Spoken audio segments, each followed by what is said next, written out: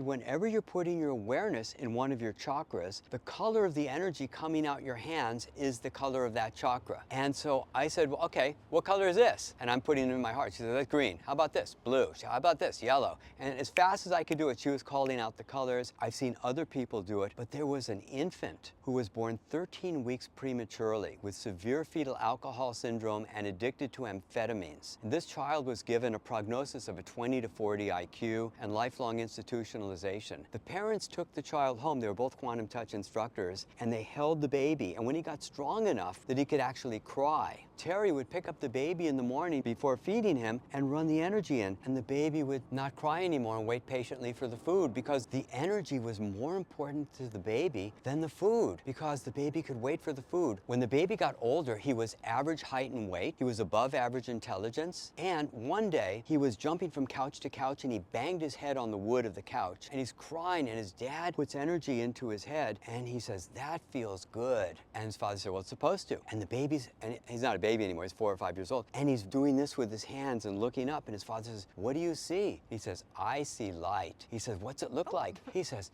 looks like a flashlight. So then his mom did the test, and she'd spin each of the chakras, spin the throat chakra, and say, what color is this? And he said, that's yellow, that's green. And he could actually see and repeat the thing that Rosalind Briere did. This is a primary human ability, but because we assume that it can't be true, we ignore it.